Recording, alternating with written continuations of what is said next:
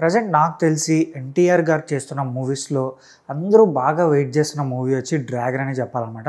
So, ఎందుకు నేను 'dragon' అని పలుకుతున్నానంటే నాకు తెలిసి ఈ సినిమాకి 'డ్రాగన్' అనే పేరు ఫిక్స్ చేస్తారని అనిపిస్తుంది. రీసెంట్‌గా రాజమౌళి గారు కూడా ఒక స్టేజ్ పైన 'డ్రాగన్' అనే పలికారు. మేబీ ఈ సినిమాకి 'డ్రాగన్' ఫిక్స్ అయ్యిచ్చని నేను అనుకుంటున్నాను.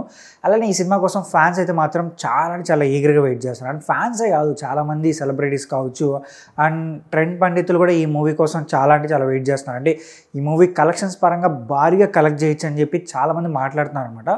అండ్ ఈ మూవీ ఆల్రెడీ స్టార్ట్ అయింది, ఒక చిన్న షెడ్యూల్ కూడా అయిపోయింది.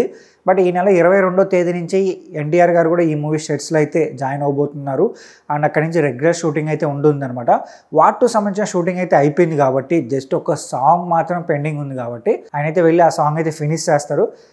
సో ఇక్కడి నుంచి అయితే మాత్రం 'డ్రాగన్' సినిమా సంబంధించిన షూటింగ్లోనే ఆయన బిజీగా ఉంటారనమాట.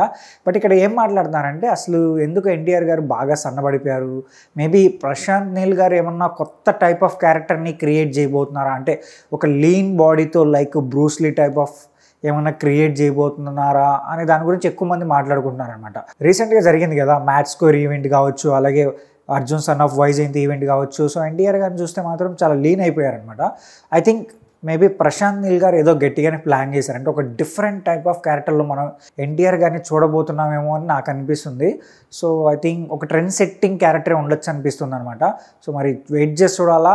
ఐ థింక్ ఎన్టీఆర్ గారి బర్త్డే సందర్భంగా ఏదన్నా ఈ మూవీ సంబంధించి లుక్ కావచ్చు లేకపోతే టైటిల్ని కూడా ఫిక్స్ చేయొచ్చు అని నేను అనుకుంటున్నాను. మరి వెయిట్ చేసి చూద్దాం.